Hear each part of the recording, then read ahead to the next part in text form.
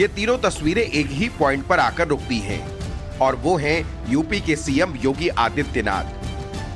जम्मू कश्मीर से लेकर कन्याकुमारी, गुजरात से पश्चिम बंगाल, यूपी से बिहार तक योगी आदित्यनाथ के नाम की गूंज सुनाई दे रही है। और ऐसा इसलिए हो रहा है क्योंकि जो देश में अब तक नहीं हुआ वो योगी ने कर दिखाया। उत्तर प्रदेश में इस प्रकार के तत्वों के साथ हम सख्ती से निपटेंगे। मैंने इसके बारे में अभी एक बड़ी बैठक बुलाई है और मैं इस चीज़ को स्वयं समीक्षा कर रहा हूं, मैं स्वयं देख रहा हूं और जो भी जिम्मेदार होगा उसकी जवाबदेही भी तय करेंगे। इस हिंसा में लिप्त प्रत्येक तत्व की प्रॉपर्टी को जब्त करेंगे और उस जब्त से सार्वजनिक संपत्ति को हुए नुकसान या कहीं पर पब्लिक प्रॉपर्टी को जो डैमेज किया गया है इसकी भरपाई भी हम उन सभी उपद्रवियों से करेंगे, क्योंकि वे सब चिन्हित चेहरे हैं, वे सब वीडियोग्राफी में आ चुके हैं, सीसीटीवी की फुटेज में आ चुके हैं। इन सब की प्रॉपर्टी को जब्त करके इनसे हम इसका बदला लेंगे। योगी ने जो कहा था वो यूपी में हो रहा है। यूपी में पहली बार सरकार दंगाइयों से ही नुकसान का हर्जाना वसूलने की तैयारी कर रही है। अमरोहा में हिंसा के 86 दोषियों से सरकार 4,27,439 रुपए की वसूली करेगी।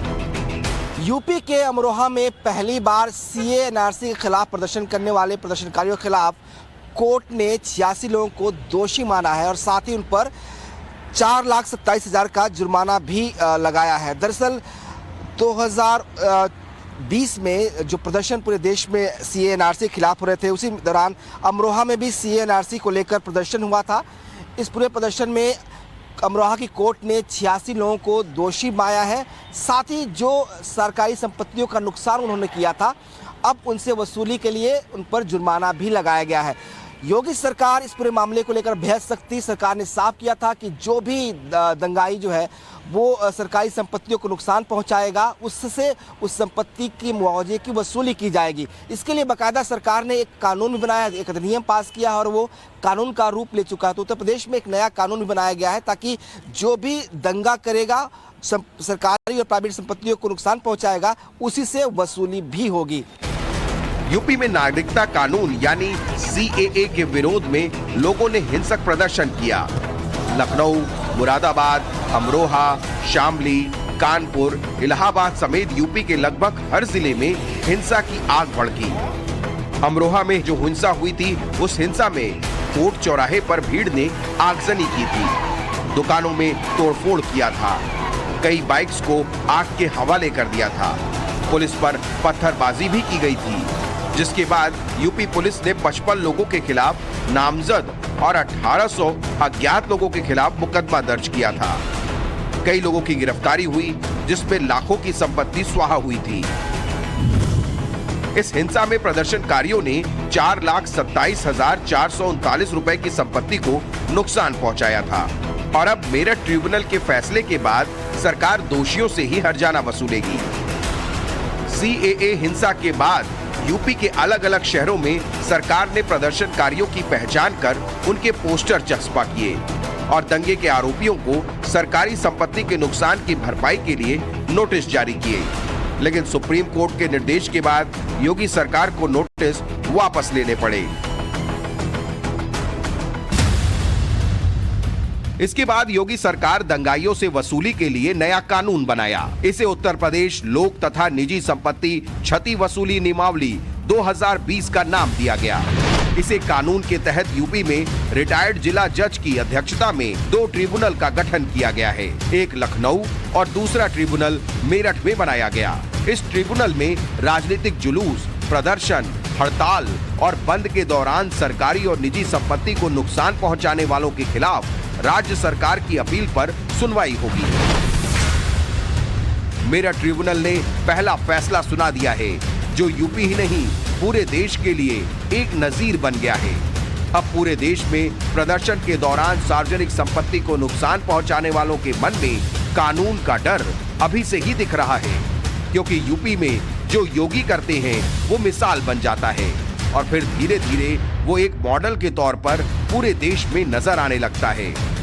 राज्य में हम कानून व्यवस्था को और मजबूत कर रहे हैं माननीय न्यायालय के निर्णय का हम सब स्वागत करते हैं और उत्तर प्रदेश राज्य में हर स्थिति में हम कानून के राज को मेंटेन करेंगे। इसको लेकर बड़ा पॉलिटिकली सवाल उठाया गया था उस अदालत वक्त। के निर्णय पर पॉलिटिकल कुछ नहीं होता है। पहले सीए और एनआरसी में विरोध जो चला था पहले जो उसको होता रहा है, अब कोई चर्चा नहीं है।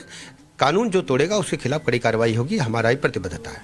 तो कोर्ट के इस फैसले को कैसे देखते हैं आप? स्वागत योग्य कदम है और कोर्ट ने अच्छा निर्णय लिया। बीजेपी नेता इसे बड़ा कदम बता रहे हैं तो दूसरी तरफ समाजवादी पार्टी कह रही है कि योगी सरकार जानबूझकर गरीबों को परेशान कर रही है, समुदाय विशेष को टारगेट करने का काम कर रही है। इसे कानून और संविधान का मजाक है। सीएनआरसी के तहत अगर वो आंदोलन, ये लड़ाई उत्तर प्रदेश की जनता ने, देश की जनता ने ना लड़ी होती, हर ज़िले में आज हज़ारों हज़ार लोग जो है बेघर होते, बगैर नागरिकता के होते। तो ये जो तरीका है उत्तर प्रदेश की सरकार का, हम समाजवादी पार्टी को साफ साफ कहना चाहते हैं, ये होश में रहिए। आम लोगों को, गरीब लोगों को परेशान करना बंद कर दीजिए। हमने देखा है कि ये एंटी सीए दंगाइयों के पक्ष में किस प्रकार से कांग्रेस पार्टी, समाजवादी पार्टी और कुछ और दल केवल और केवल वोट बैंक की राजनीति के चलते खड़े हो जाते हैं। आज सवाल ये पैदा होता है कि क्या जिन्होंने भी दंगा करके सार्वजनिक संपत्ति को, निजी संपत्ति को नुकसान पहुंचाया, क्या उसकी भरपाई उनसे नहीं होनी चाहिए? विरोधी सरकार के फैसले पर सवाल खड़े कर रहे हैं, लेकिन योगी का यूपी मॉडल पूरे देश में धूम मचा रहा है। यूपी में माफियाओं और अपराधियों पर योगी ने बुलडोजर चलाया। देखते ही देखते इस बुलडोजर की गरज देश के हर बीजेपी शासित राज्य में सुनाई देने लगी।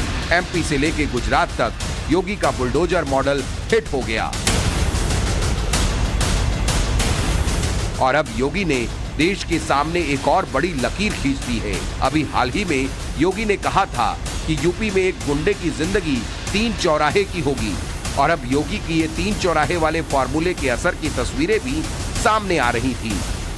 अब कोई अपराधी, कोई भी ऐसा समाज विरोधी तत्व जो पहले एक चौराहे पर किसी बेटी या बहन को छेड़ता हो, दूसरे चौराहे पर डकैती डालने का दुस्साहस करता हो, अब नहीं कर पाएगा, क्योंकि सीसीटीवी कैमरा एक एक गतिविधि को कैद करके रखेगा।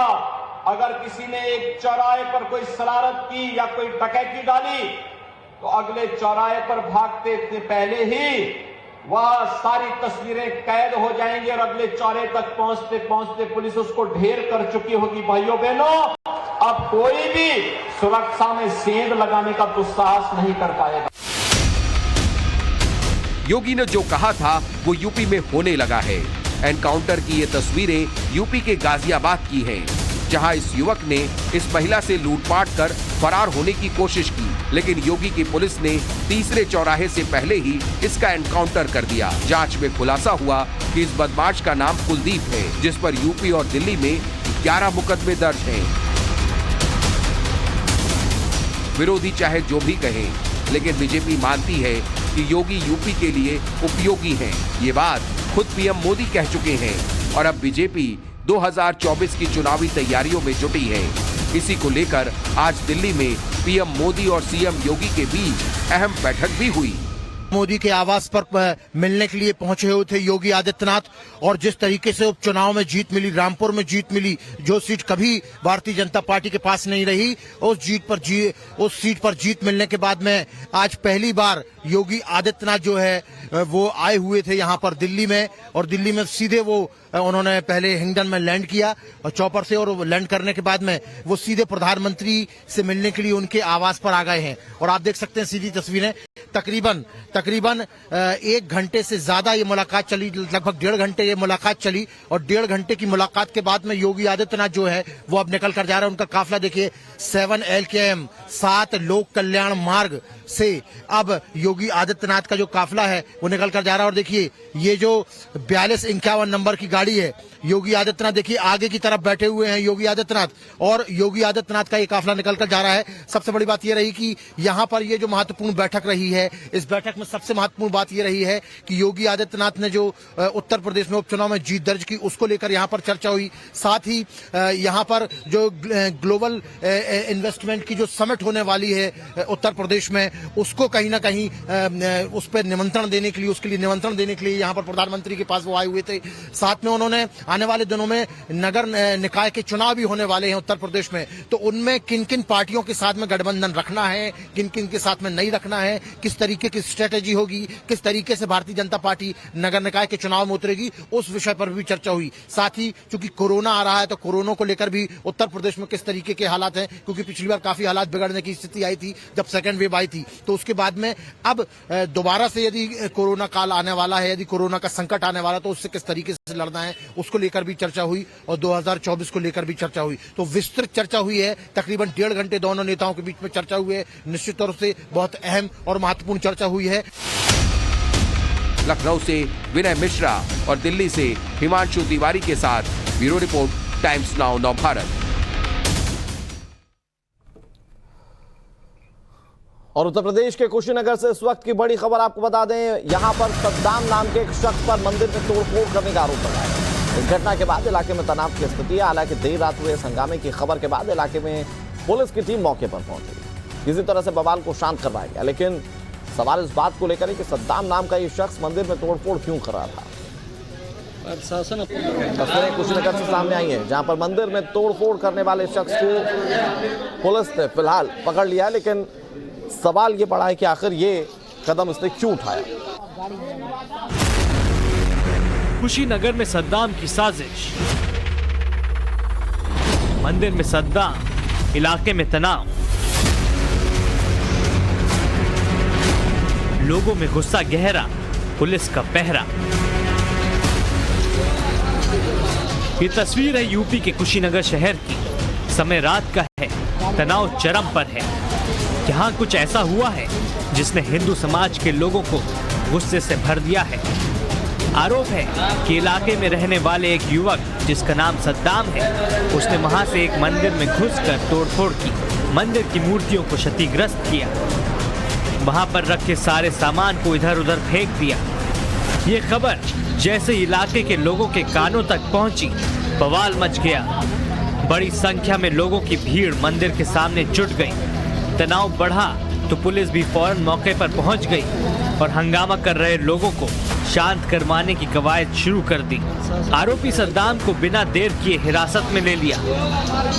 थाना तुरपट्टी के अंतर्गत राजापागढ़ नामक ग्राम में एक युवक के द्वारा एक धर्म विशेष समुदाय के धार्मिक स्थल पर कुछ वस्तुओं को क्षतिग्रस्त करने का प्रयास किया गया। तत्काल युवक को पुलिस द्वारा हिरासत में ले लिया गया है। सुसंगत धाराओं में मुकदमा पंजीकृत करके अग्रिम विधिक कार्रवाई की जा रही है। मौके पर पूर्ण रूप से शांति व्यवस्था कायम है। इलाके के लोग सद्दाम की इस करतूत के लिए सख्त सजा की मांग कर रहे हैं, ताकि फिर कभी कोई इस तरह की हरकत करने की हिमाकत न कर सके। Bureau report, times now Navbharat.